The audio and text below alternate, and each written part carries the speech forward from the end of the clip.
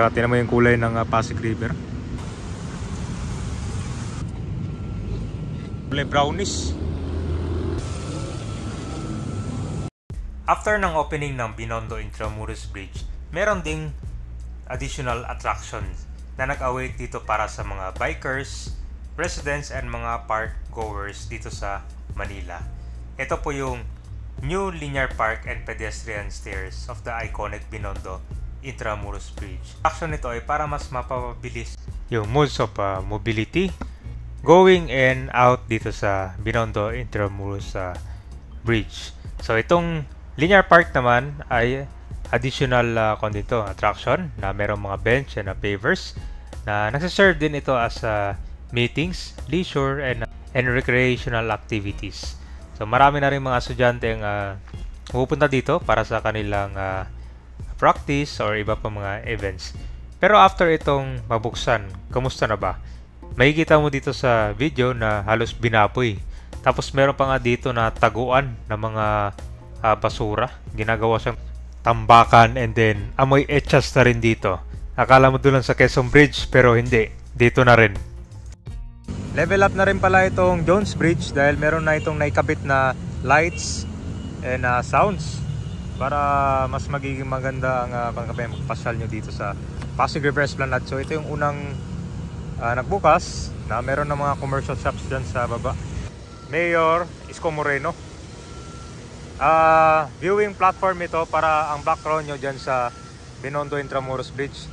Pero nakakalungkot lang dito, naubos yung mga bakal, oh.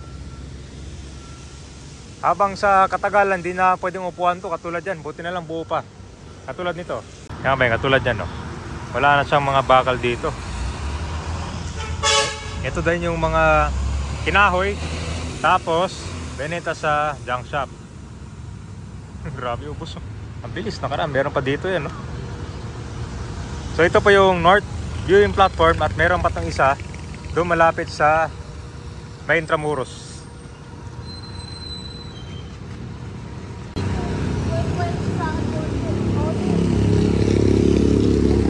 Ako, hindi matutuwa si Yorme nito. China-Philippines Friendship Garden pa naman to, kabayan, no? Tumutulong yung tao dito sa pagpapaganda sa Manila. Yung problema naman dito sinisira din nila, binababoy, di ba?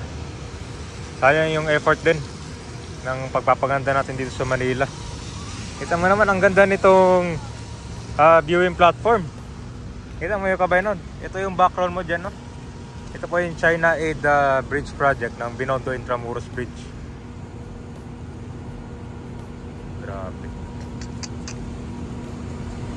Yan po yung mga basura sa Pasig River, oh.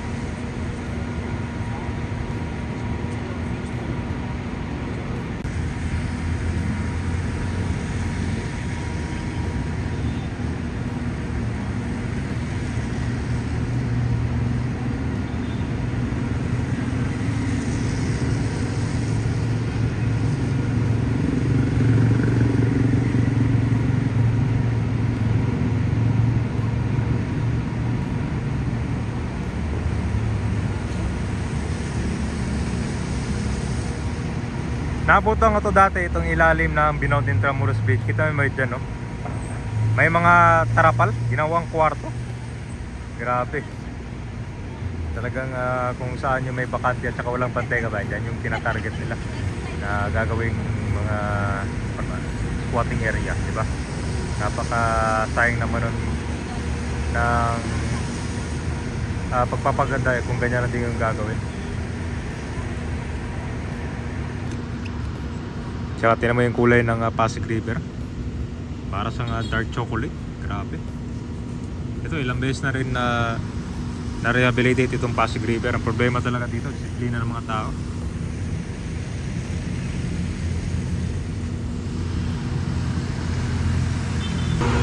Tinan mo yung tulay dito.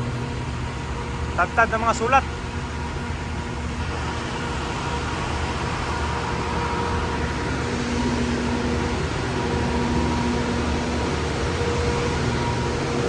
Grabe yung nangyari dito. Oh.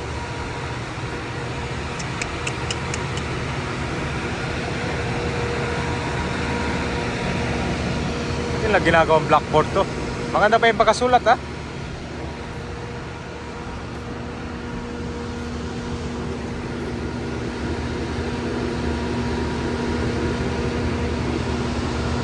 Yan.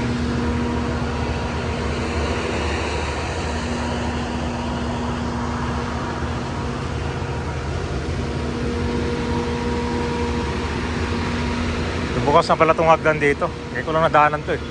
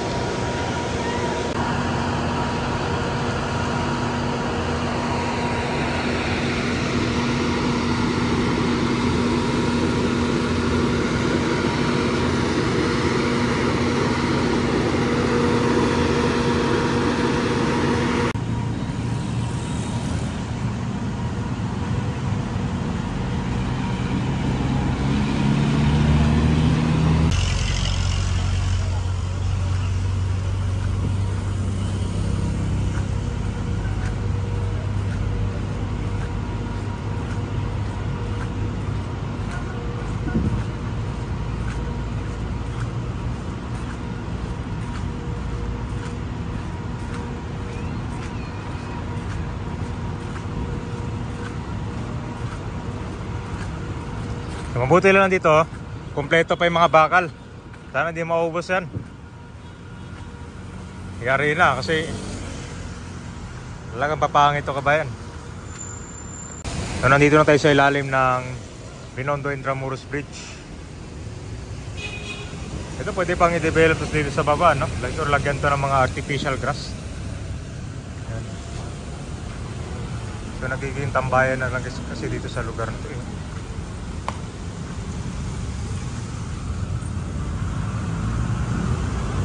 Basura.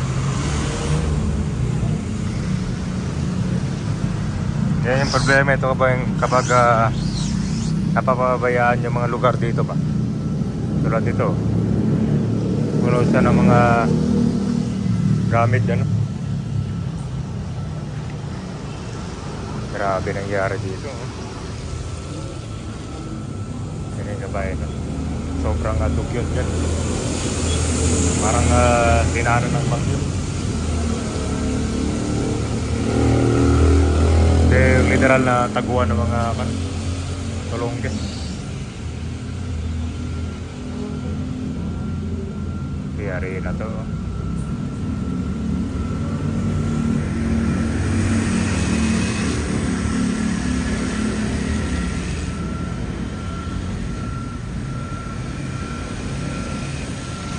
Naging ko siya, iyan rin.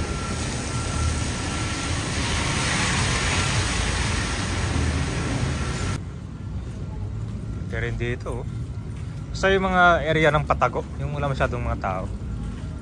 Grabe, nakakadiri ba no?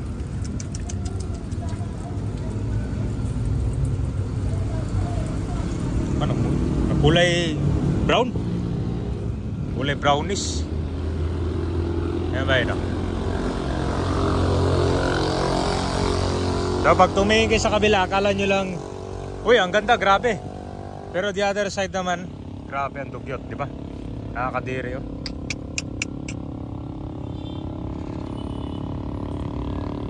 So kung ano to, panibagong linis na naman. Parang katulad dun sa MacArthur Bridge na pinuntahan natin.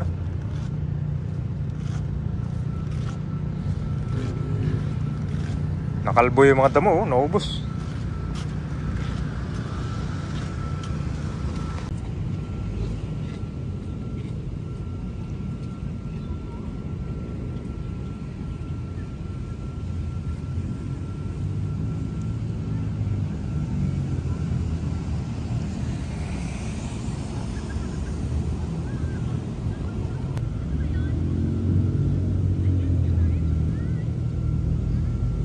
Yung iba natatakot ang dumaan dito eh kasi ganito ka dugyot pa naman kabayan. Siyempre matatakot yung tao niyan.